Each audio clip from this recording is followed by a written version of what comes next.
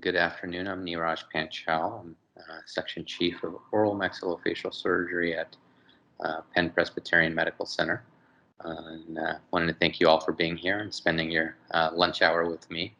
And hopefully we can enjoy some of the things that we're doing now for facial trauma reconstruction over at Penn. And you can see how far we've come in terms of our advancement in reconstruction and really allowing our care not only to be expedited, but to be accurate and to be really, back to where the patient, would like. And so, again, for some goals, basic goals for today, identify injury patterns that require complex multidisciplinary care. We'll review some basic concepts of facial trauma management and the application of new technology. And really that's the whole point that you're here for. And also, importantly, understand the utility of computer-aided surgical planning and patient-specific implants. And really, when we have injuries to the face, it's really critical that we obtain a reconstruction that is not only appropriate in time because of the injury, but also appropriate in the accuracy. And that's important that we're accurate both on a soft tissue level and a bony level. And oftentimes, the traumas that we get have a duality, a component of soft tissue as well as a component of bony reconstruction. And I kind of view the skeleton and the craniofacial skeleton as something that we have to make sure that the foundation, which is the bone, is solid and in an appropriate position. And then we can drape the soft tissue appropriately to meet the needs of the patient and where they are. So there's a really two things that are important, and the other important thing is maintaining functionality and the basic functions of what the face are seeing, hearing, smelling, chewing, eating, tasting.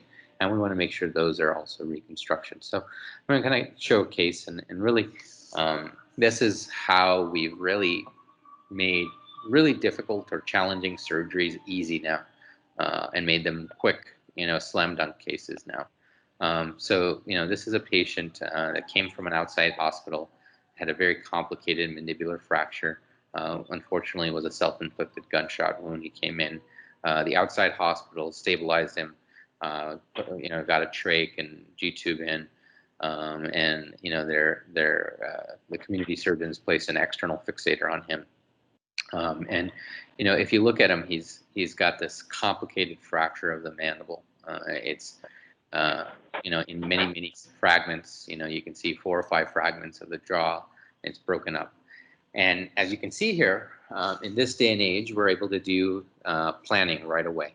So we're able to immediately take that CT scan and get on with medical engineers. So we now have medical engineers that are with us on board to help us make customized reconstruction for these patients. And so basically I get the CT scan, I go on to a meeting with a engineer, and we're able to basically reduce the fracture segments. So you can see how the engineer and I were able to virtually on the computer reduce the fractures so that the bones are lined up beautifully, and then design a custom reconstruction plate right there on the computer.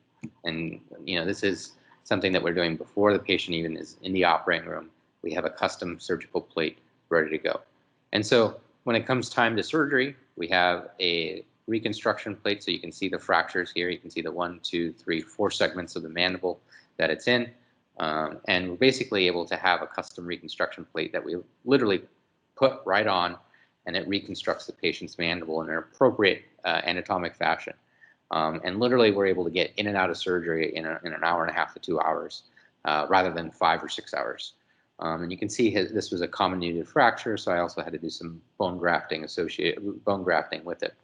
So again, you can see a nice custom reconstruction plate ready to go, and we're able to do this man's surgery in an hour and a half because we were able to utilize some custom planning ready to go for him. And you can see he has a nice aesthetic result. We were able to hide the scar, and he's back to his jaw being in the appropriate position. Unfortunately, he also ended up with a cranioplasty that needed to be done. So my friends in neurosurgery actually did a custom cranioplasty for him as well, and you can see the defect from his craniotomy that he had. So they ended up doing a cranial reconstruction. But from his gunshot wound, he also had, a palatal huge hole through his palate where the bullet went through. And so, again, this is simple bread and butter surgery, but it's important that we, make sure that we not only reconstruct the bones, but we reconstruct the soft tissue. So we utilized one of the arteries here called the greater palatine artery and designed a flap to reconstruct this hole. And so basically it's called a greater palatine base palatal island flap. And so we basically rotate this segment of soft tissue here that's on the screen. We rotate it over to cover the hole along with the artery and vein that's attached to it to allow for closure of that hole. And so you can see how we've brought this flap over to close the soft tissue. And then you can see a few months later how it's well healed and there's no longer a defect there. And you can see him after his cranioplasty, his jaw reconstruction, and his palatal reconstruction. And really, you can't see that we did any surgery on him. And that's the cool thing about this is that, he really doesn't have any visible surgical scars except, his trach scar, which you can obviously see. Now let's talk about mandibular reconstruction in another way when we get even more complicated. And unfortunately, this is another self-inflicted gunshot wound. He was stabilized at an outside hospital in New Jersey. And he came to us with this basically comminuted fracture with bone that was devitalized. So not only was the bone fractured, but the bone from the gunshot injury was devitalized. There was really no blood supply to it. And so again, I utilize the CT scan and get on with my engineers. And really, I can do this before the patient even comes in for a consultation. I can have this ready to go and planned out as long as I have the CT scan sent over from the other hospital. So the CT was sent over to me. I get on the computer with my engineers, and we're able to plan out what bone that we think we need to remove that's probably devitalized or that has the heat injury, that the thermal injury that comes with gunshot injuries. And so we're able to go in and plan the excision of the bone that we need to take out right on the computer. And we also have to correct his occlusion. You can see how his teeth were not in appropriate alignment based on the CT scans. And so we were able to create a splint to get his teeth in the right spot. And then based off of this, we were able to then reconstruct him with bone from his fibula. So again, a CT scan that we take of his fibula, and it shows his artery and veins, and we're able to plan out a part of his fibula that we're going to take with his vessels, or artery and vein. So we call that a free flap. And then not only do we do that, but we plan where his dental implants would go as well. And so you can see here at the leg, you can see it actually attached to the vessels of the leg with a pedicled soft tissue component as well. And we're able to place dental implants all down at the leg because we've custom 3D planned this. And so you can see how we have a custom 3D reconstructed fibula here, ready to go right into the jaw. And so it goes into this position, into the jaw. You can see we have a custom plate ready to go for him to put that fibula in the right spot so it reconstructs him in an anatomic fashion. And so you can see how we have this fibula in place with a custom reconstruction plate and the dental implants in place, which is really nice for him so that he can then have teeth. And you can see what our post-operative result. You can see how basically we have the plate in place. He's got his natural dentition here, and then we added a few implants in the back on the fibula so that he can have teeth in the back. And he's a patient we're still working on. We're going to be working on his maxilla and his top jaw to reconstruct his top jaw. Unfortunately, he's right now still dealing with some psychiatric issues, and we're really making sure that he's stable from a psychiatric perspective before we move on to further reconstruction. This is unfortunately another self-inflicted gunshot wound that came in from, I believe this came from Reading Hospital, and this is a gentleman that really, had an unfortunate time where, he was on drugs and he shot himself. And you can see a pretty large avulsive soft tissue defect that he has. on his left face. And again, we go in and we do the basics, bread and butter. We don't forget, all this technology that exists. We don't forget the bread and butter, things that we do, and that's basic debridement. And I just did I just did a gunshot wound that was from another individual yesterday. That came in, and again, we have to first do the basics of stabilization and debridement, and debride out all the devitalized bone, clean out any bullet fragments, and unfortunately, we had to remove some tooth fragments, bone. You can see parts of the mandible that's just fractured in many segments. And then I go on and actually place a wound back on him. I advance tissue and bring the tissue back together and put a wound back on him. And then I go back in after the soft tissue is healed and place a nice custom reconstruction plate to reconstruct his mandible as sort of a temporary measure before we do any sort of definitive reconstruction to make sure he's stable from a psychiatric perspective. And so you can see my custom reconstruction plate that reconstructed his mandible, and then we get him back into position here, and you can see how we've closed everything up. And so this is him post-operatively. You can see he had a large gaping wound of the face that he no longer has.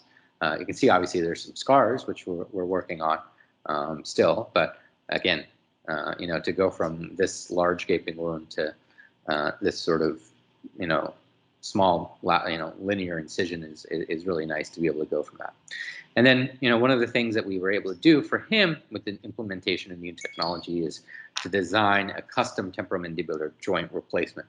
So not only were we able to do a joint replacement on him, but we were able to do a reconstruction plate associated with that joint, the joint. So I'm sure you guys are all familiar with our orthopedic colleagues doing hip replacements and knee replacements. But what we're able to do now is for the temporomandibular joint is do a custom replacement of that joint with the defect. And so for him, we're able to do a custom reconstruction. And so you can see our molds here for the custom reconstruction that we have. And that's him prior to surgery. You can see good range of motion. And so we go back in through that same sort of linear incision and put our custom reconstruction in there. And so you can see we've done a joint replacement on him with a custom reconstruction plate going onto his mandible. Here's another patient that was unfortunately involved in a motor vehicle collision, came in with significant trauma to his anterior mandible. You can see a large fracture segment. And again, we can use tried and true surgery. This is your classic airway emergency. It's one of the reasons why I have this in here is the fact that you can see the bucket handle fracture where the anterior segment of the mandible goes back. And the problem with this is that it can cause airway collapse. And so when you guys have this in your hospitals, and you see these kinds of fractures where the mandible shifts back, that means that tongue is shifting back and the airway is shifting back, and really their airways can collapse. So obviously securing an airway is really important in these patients early. And so again, we go in and do our tried and true debridement, get out any sort of bone, and you can see we were able to do this entirely through the mouth. Again, we want to make sure we get the occlusion or the teeth in the right spot. So again, you can see us getting the teeth in the right spot and then repositioning the vital bone where it needed to be. And again, you can see the number of hands we have in there to really get a nice reduction of that bone. And we, place some temporary plates to make sure the bones are held into place, and then we bend a custom reconstruction plate for this patient right away for him, and then we take some bone graft and bone graft the entire site. So you can see how we have a nice custom reconstruction, very minimal scars, and this is him afterwards.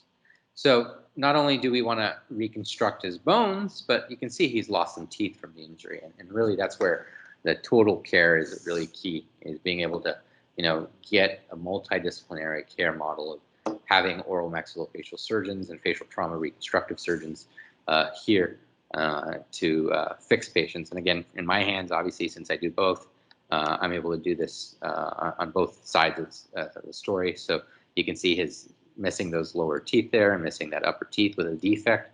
So you can see how the bone is very thin, and you can see how it's not very tall. And so what I do is I go to the hip and harvest some bone from the anterior iliac crest and reconstruct that bone. And so you can see up top we put some bone graft there. from the hip and put a nice reconstruction of that. And you can see our reconstruction plate and our bone graft in position.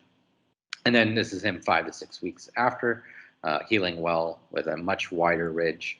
And then we go in with our dental friends who are dentists, and they really, guide us and tell us where the teeth are need to go. And these are all this is all planned digitally, so that we know where the teeth should go, and then reflect our flap and our bone graft. You can see it's a well integrated bone flap. And then we place our dental implants, guiding us where the dentist has guided us with their computer planning. And we're able to place the dental implants in. You can see that on top. And then the dentist does their work with first doing a provisional temporary sort of teeth. You can see that. And then they do some finalized teeth where, they try to match it with the other teeth that he has, and do a very nice, permanent solution for him with his teeth. So you can't even tell that he had, teeth that were missing. It's kind of hard for you to even see which, wonder which teeth were actually fractured. That's how good the dentist did. So again, you can see our reconstruction here. So this is a total reconstruction of this patient. We're able to not only reconstruct their mandible, but reconstruct the bone that was missing in the alveolar segment, place dental implants, and then give him teeth. And that's really where we want to go. And so, he comes from looking like, a mess from his MVC, and, he's out in the community, and you hardly even notice or would know that he had this complex reconstruction, and that's what we really want. So this is another case where we're really pushing the limits. This is a young woman that came from Lancaster. Really, really unfortunate situation where she had a mandible fracture as a child, and unfortunately, the folks who initially did her surgery back in the day had some pretty bad complications with osteomyelitis and infections that existed there. And so you can see she has a very malformed mandible that's atrophic. They had to remove her teeth because of the infection. She has almost like a pencil-thin mandible, and she needs a reconstruction. And so I basically go in and expose that bone. You can see some of the bone that looks a little like has some osteomyelitis remaining. So I clean out that bone, and I basically take bone from the hip and utilize some protein called bone morphogenetic protein, which is a protein that helps build bone. And then I use a resorbable mesh. So this is where the new technology comes in, utilizing that protein to help grow bone, and a resorbable mesh that's basically goes away with time to reconstruct her mandible, to really build height to that mandible. And you can see that height that we've created. And then for her, I go in and place custom dental implants on her top jaw. I have implants going into her maxilla as well as her zygoma or her cheekbone. And then on her mandible, I'm able to place implants right into that bone that I reconstructed. And you can see my post-operative. So I've got my zygomatic implants, anterior maxillary implants here, and then that reconstructed mandible with all those implants in place. And really, she's made tremendous improvements from where she started, where she couldn't have any teeth, she had no bone, she had osteomyelitis, and we're able to then reconstruct her to a point where she has implants, and she's now in the phase of getting teeth, which is awesome. This is a young man that's actually a dentist in our community who was riding a bike and had a car hit him. Unfortunately, in Philadelphia, this happens quite commonly, which is really unfortunate. But he has a Lefort fracture, and not only does he have a Lefort fracture, but he has some missing teeth. So one of the nice things we're able to do, I noticed that he had some Invisalign brackets here, and so he apparently was under orthodontic care. And so I go to his orthodontist and get his records, and able to utilize his teeth records to guide me where the maxilla goes. And I reconstruct his maxilla, his Lefort fractures with some titanium plates. And then I'm able to utilize his actual Invisalign trays to help me give him some teeth immediately in the operating room, because he's a dentist. He's got to go out into the community and be practicing taking care of people. So we're able to give him teeth right away. And you can see him with his reconstruction. And so you can see where I put that temporary teeth. He was able to then go into a dentist, and we did some additional bone grafting. And then his dentist was able to make him some teeth that go into that spot where his teeth were missing. So he's a really nice result with his Lefort fracture fixed, as well as, his teeth fixed. This is a really unfortunate patient that came in when she had a fracture in Mexico that was repaired pretty inappropriately. You can see the craniotomy defect and really pretty large, defect of the zygoma area where they really didn't reposition the bones. And this is why repositioning the bones and making sure the bones are in an appropriate position are important for the soft tissue, because you can see how much of a soft tissue defect that she has because of the fact that her bones weren't repositioned appropriately. And so we're able to utilize, again, 3D planning and virtual planning with my engineers. We go in and we basically cut the bone and cut the maxilla, or the zygoma and the maxilla, into pieces and reposition the zygoma where we need it to go. And then we created repositioning jigs to tell us where those bones should be appropriately positioned to get an anatomic alignment. We also plan out a orbital reconstruction plate for her to reconstruct the orbits of the volume on the right side is similar to the volume on the left side. So we utilize the inverse of the right side to guide us in that. And then we also, you can see this custom orbital reconstruction plate that we have in our 3D models. We're also able to do a custom cranioplasty for her and reconstruct the defect that she has in her cranium. So you can see our, we open her up and we have the old plates that she had placed in Mexico. We then have our repositioning jigs put in. We make our cuts. We reposition the bone, and then put our plates in reposition in the new position of the zygoma. So again, we're able to now have her zygoma in a more anatomic position. And then we placed our orbital reconstruction plate in place as well to reconstruct her orbit.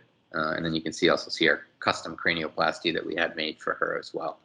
And you can see the big difference that we have, not only from a pre-op to post-op, from a skeletal view, but you can see how big of a difference it made in the soft tissue as well by being able to then have that reconstruction. We then, obviously you can see she has a large missing segment of hair-bearing area. So we then go in and do expanders. So we did tissue expanders for her, just like they do in the breast world, and did tissue expansion. So you can see how we have this massive tissue expander to really expand the hair-bearing areas. And then what we do is we advance that hair-bearing area with the tissue expander over to help reconstruct her soft tissue defect as well. So we're able to really do that. I'm going to stop my presentation and just stop it for a bit to see if you guys have any questions before I continue on. So Dr. Riley's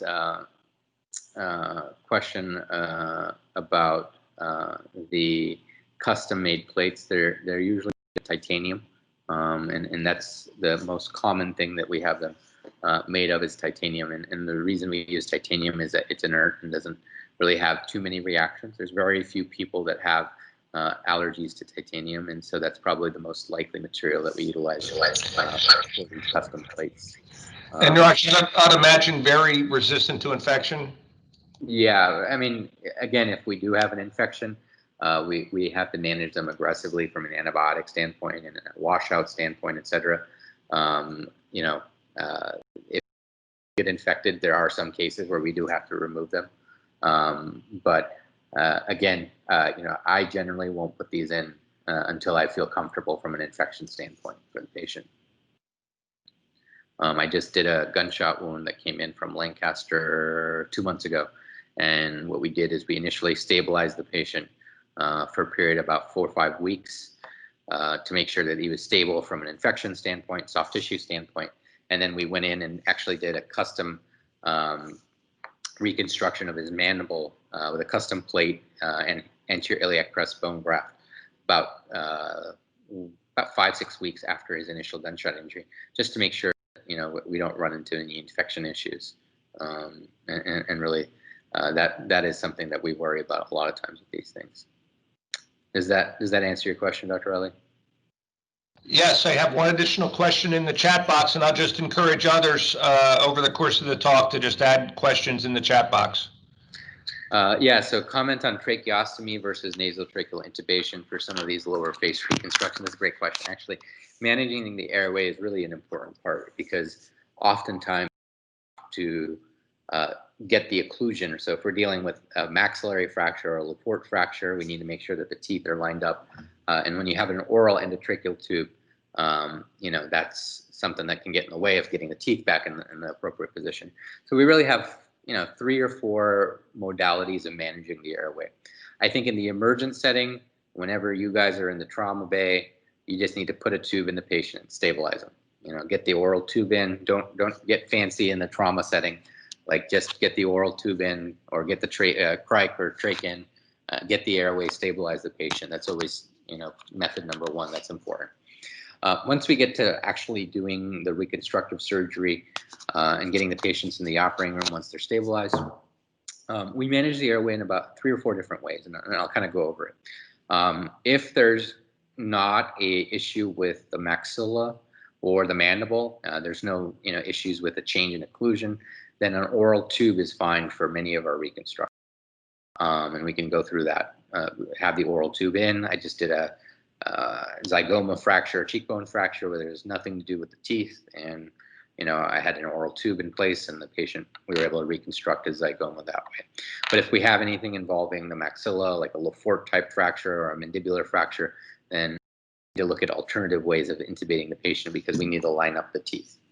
And so alternatives include tracheostomy, and in some patients that have pretty significant fractures, I'm worried about their airway management long term, especially when there might be significant swelling. I may do a tracheostomy on the patient, or the trauma team may do a tracheostomy on the patient. The other options are doing a nasotracheal intubation. I think the nasotracheal intubation is pretty common when we have our classic mandible fractures or maxillary fractures when they're isolated. But then the moment we start getting into a little more complicated fractures with nasal orbital ethmoid fractures or nasal fractures, or like Laporte 2 type fractures. So I just did a Laporte 2 fracture on Saturday here. And again, with that, the nose was involved, the maxilla was involved, the mandible was involved again. So we had to make sure that we utilize an alternative ways. And so there's really a few ways of doing it if a nasotracheal is not an option. One option is to intubate the patient through the nose and fix the maxilla and mandible, and then bring the tube into the mouth and rotate it into the mouth. It requires a little bit of complexity, requires an anesthesiologist that's comfortable with you doing it, and it requires some experience with doing it. Don't recommend it to people who don't do that often. But I've done that many times, and it saves the patient from having any tracheostomy scars or any other scars. The other approach is that when we go into the operating room and they have an oral tube in, I'll convert that oral tube and utilize an armored protected tube, wire reinforced tube, have them put it in orally, and then what I'll do is I'll make a small incision in the submental region and bring the tube that usually is coming out the mouth and bring it through the floor of the mouth and out the neck here. And we call that a submental intubation.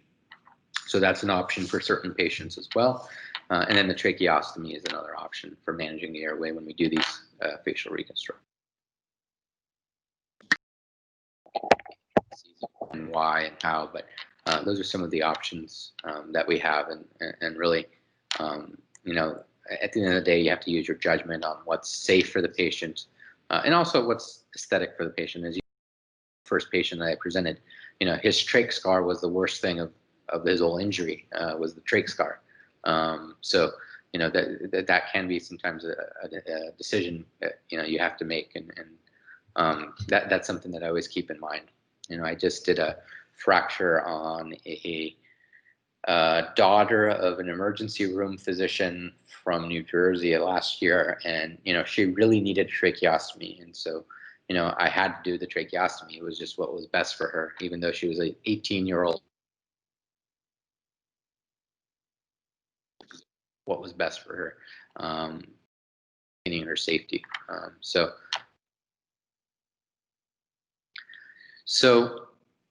I've shown cases where we've reconstructed the maxilla, we've reconstructed the mandible in many ways, and I wanted to now show you some nasal reconstruction, because that's probably what I do a lot of is nasal reconstruction. We have one of the most common fractures is actually nasal bone fracture on the face.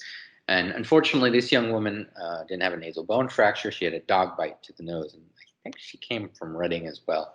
And again, pretty young woman. Her mom shows me a photo saying, doesn't my daughter look like Julia Roberts right before the surgery? Got to love that kind of pressure. And you can see we mapped out a planned flap called a paramedian forehead flap.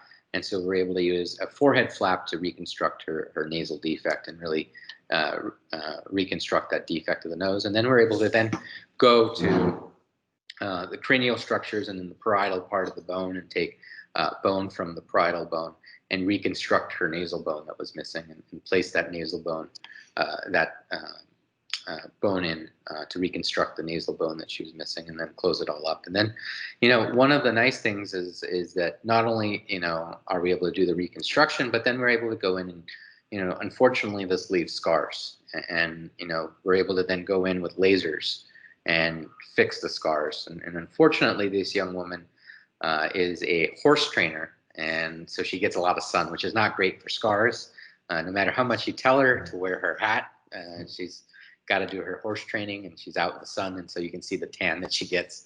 Not so great for scars, but you can see how we continue to just, not only we've fixed her nose and have a nice facial reconstruction for her nose. I did a little bit of revision rhinoplasty on her to really get her nose in a better alignment. But we're able to utilize lasers and you used a CO2 laser on her to really smoothing out those scars. And you can see how the scars are just kind of, smoothing away. Again, you can see the sun exposure that she gets from being a horse trainer. Another kind of case is a patient that came. This patient came from Lancaster, had a tire explode in his face, and he has had a complex nasal orbital ethmoid fracture here that initially was just stabilized at the outside hospital. You can see it's a pretty complex injury. Again, I worked with an oculoplastic surgeon on this case from Lancaster. And the reason that we had an oculoplastic surgeon is the fact that his tear duct drainage was blocked from the injury. And so what I did is I went in and first reconstructed the bone again in an anatomic position and really get the bones back where they needed to be, and then close the soft tissue back as best as we can. And you can see how we were able to create a near anatomic reconstruction of his nasal orbital ethmoid region. And you can see the difference post-operatively. But we're not only able to do that, but you can see the difference in the scars and the significant difference in the scars with some laser treatment. So, again, the power of the laser to really help reduce those scars. One of the nice things about being a trauma doctor is you guys are able to make large incisions on the abdomen that are covered up with a t-shirt. As a facial trauma surgeon, all the scars that we see and have, we unfortunately they show up every day and they're right in our face when we see them when they come into our offices. So we really have to do a big job in making sure that their scars are either hidden or minimized, and especially in someone like him. So this is a patient, again, unfortunate self-inflicted gunshot wound. You can see pretty large injury of the frontal sinus in the nasal region, nasal orbital ethmoid region, and you can see a bullet in the frontal sinus region in the frontal brain. You can see the fracture right there, and you can see how this bullet really took out his entire maxilla and nasal orbital ethmoid region here. And you can see the bullet entry point here goes through the tongue, goes through the palate, and you can see how there's a pretty large defect there. And I did this case with Jim Schuster here, and we basically do a craniotomy to take the bullet out. We go in and the frontal sinus, we actually remove part of the frontal sinus and take a flap, and this is called a pericranial flap, in between the basic frontal bar and the brain itself. And so we place this flap in there and then put the top back on of the cranial bone and put it back in position and reconstruct that. And you can see our reconstruction there. And then for the orbit, what I did is I ended up getting a custom 3D printed orbital reconstruction plate. And you can see our custom orbital reconstruction plate. Again, this was a gunshot case. This is a case with comminuted bone, devitalized bone, and really there weren't that many anatomic positions that can help us with traditional reconstruction. And so, really, this custom reconstruction plate really helps us reconstruct his bone, not only his orbital floor, but his orbital rim. And you can see how that really helps us. And you can see our near anatomic reconstruction, really with the help of 3D planning. And you can see how we're able to reconstruct that orbital floor as well. Big difference. I'll stop here for questions. Any questions from the group?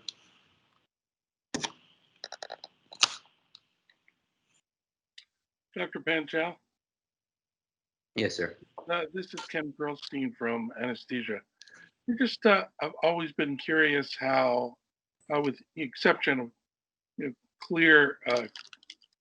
clearly delineated disciplinary, disciplines within the surgical arena, how do you guys decide who does what? For example, sometimes we'll see plastics doing a case, or oral surgery doing a case, or ENT doing a case, and there's so much crossover. Sometimes I just wonder how some of these decisions get made. Yeah, I think at Penn, one of the nice things is that we all have a wonderful symbiotic relationship. It's really nice to be here at Penn. We all play together in the playground or the sandbox, like I like to say, well together. We all do facial trauma reconstruction.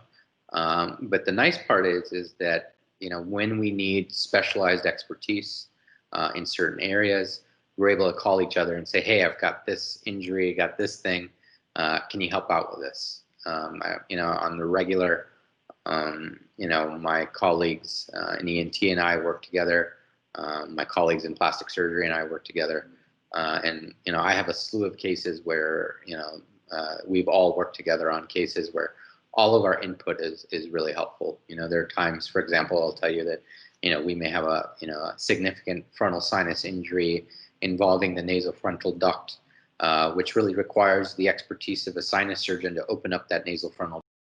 And so I'll call one of my friends, Jonathan Lee, up, and I'll fix the frontal sinus, and then he'll fix the nasofrontal duct, and fix that. Or if I have a facial nerve injury, and I used to have a partner in plastic surgery, Feng Wen, who did facial nerve reconstruction, and so I would call him up, and he would help with that.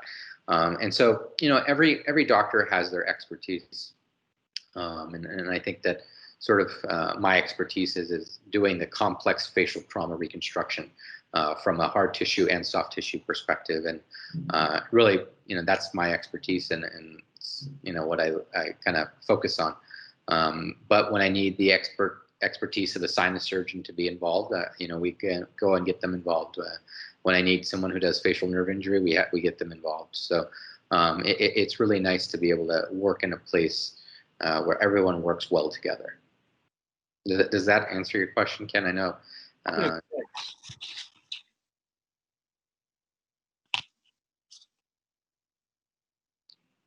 Other questions that anyone else may have?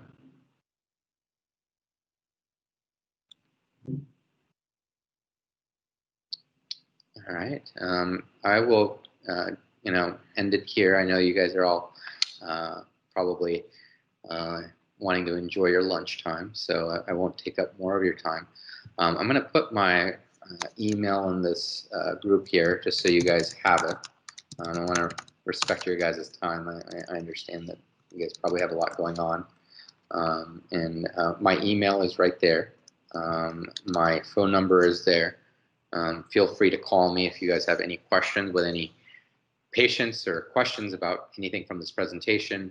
We're really here to help support everyone to make sure really as you can tell for me, it's really the outcomes for our patients to get a really nice positive outcome for them long term is really an important thing for me, especially in the face region, because it's just such an important part of the body.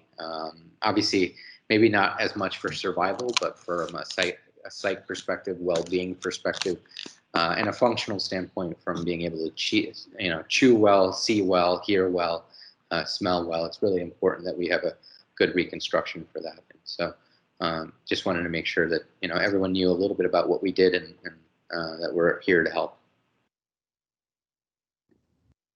Dr. Riley, any last parting comments?